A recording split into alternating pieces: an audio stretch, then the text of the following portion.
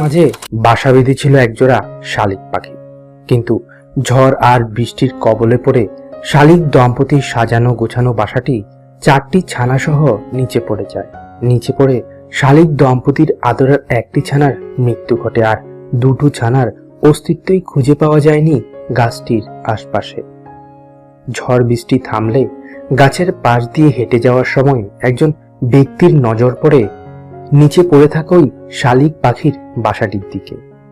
এরপর তিনি বাসাটির সামনে গিয়ে দেখতে পান বাসাটিতে 2টো ছানা রয়েছে, যার মধ্যে একটি ছানা বেঁচে থাকলেও আরেকটি ছানার মৃত্যু ঘটেছে।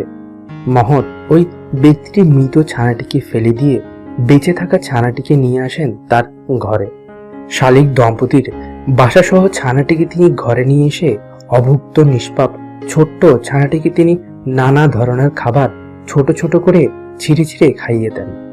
এখনো চোখ না ফোটা শালিক দম্পতির ছোট্ট ছানাটি হয়তোবা তার বাবা মা ভেবেই ব্যক্তিটির হাত থেকে খাবার খেতে শুরু করে।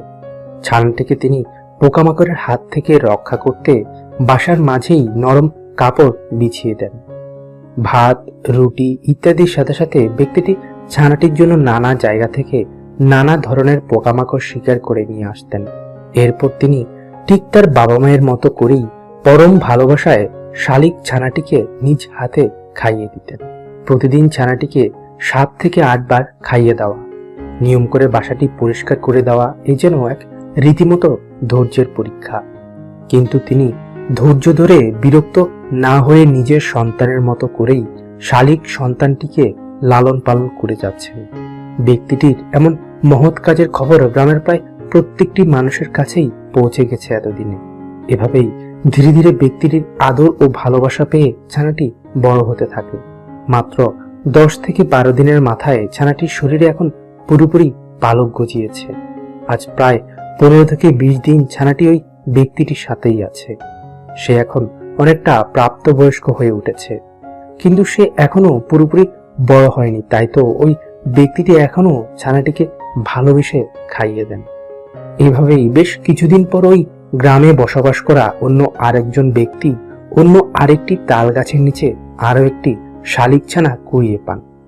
সময়টা তখন বৈশাখ মাস হওয়াতে প্রায় সময় ঝড় বৃষ্টি লেগেই থাকত, যার কারণেই গাছ থেকে বাতাসের প্রবল বেগে ছানাগুলো নিচে পড়ে যায়। এই ব্যক্তিটি ছানাটিকে হাতে তুলে নেন। এরপর তিনি অসহায় এই শালিক ছানাটিকে নিয়ে পৌঁছে যান ওই হৃদয়বান ব্যক্তিটির কাছে। এরপর তিনি ওই ছানাটির দায়িত্ব বুঝিয়ে দেন মহৎ ওই ব্যক্তিটিকে। হৃদয়বান ব্যক্তিটি শালিক ছানা দুটোর জন্য এখন একটি বক্সের মাঝে খড়কুটো দিয়ে তৈরি করে দিয়েছেন নতুন একটি ঘর, যেখানে ছানা দুটো সুরক্ষিত থাকবে। সপ্তাহখানেক পর বড় ছানাটি নিজের পায়ে দাঁড়াতে শিখেছে, কিন্তু ছোট ছানাটিকে এখনো হা করে খাইয়ে দিতে হয় ব্যক্তিটি। 5 থেকে 7 দিন পর 2টো ছানাই এখন বেশ বড় হয়েছে। তাই তো ব্যক্তিটি ছানা দুটোকে নিয়ে রোদ পোহাতে নিয়ে আসতেন ঘরের বাহিরে।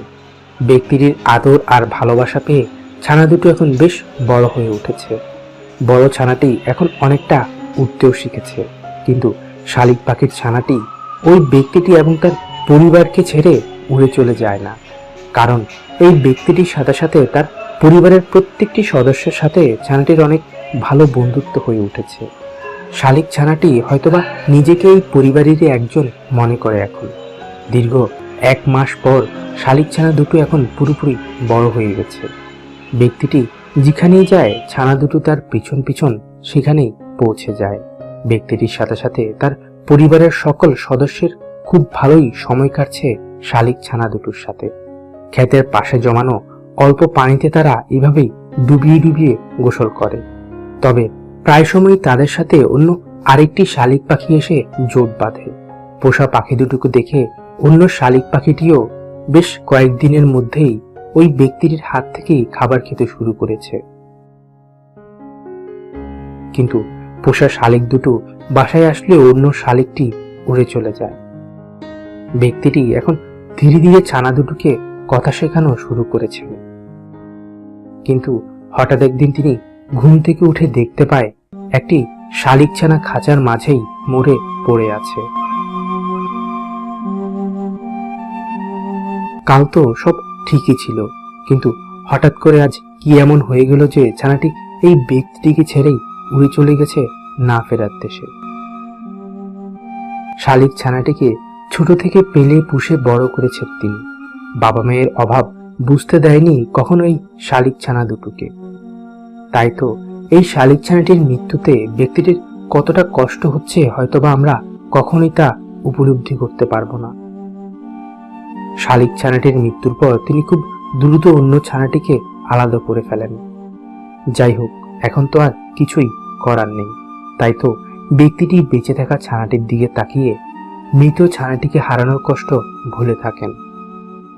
দীর্ঘ 4 থেকে 5 মাসের প্রচেষ্টায় বেঁচে থাকা ছানাটি এখন কথা বলতে শিখেছে।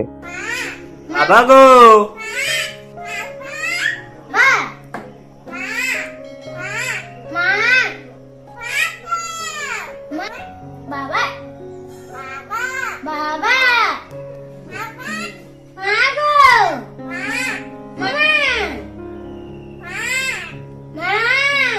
আধো আধো কথা বলার সাথে সাথে দুষ্টুমি ফাজলামির মাধ্যমে পুরো ঘর মাতিয়ে রাখে সে এখন। থাক থাক থাক, ছেড়ে দাও। শালিক ছানাটি এখন প্রায় সময় সুযোগ পেলে উড়ে চলে যায় অন্য শালিক পাখিদের কাছে, কিন্তু রাত পোহানোর আগেই সে ঘরে ফিরে আসে। এইভাবেই খুব ভালোভাবেই শালিক পাখির ছানাটির সাথে খুব ভালোই সময় কাটছিল ব্যক্তিটির পরিবারের প্রত্যেকটি সদস্যের। এখন আর তাকে ডেকে ডেকে খাওয়াতে হয় না। খাওয়ার সময় হলে সে নিচ থেকে উড়ে এসে বসে পড়ে খাবার জন্য। কিন্তু হঠাৎই একদিন ঘটে যায় এক মর্মান্তিক ঘটনা। ব্যক্তিটি শালিক ছানাটির সাথেই বসেছিল জানালার পাশে। কিছুটা দূর থেকে ওত পেতে থাকা একটি দুষ্টু বিড়াল এসে হুট করে শালিক পাখির ছানাটিকে কামড়ে ধরে পালিয়ে যায়।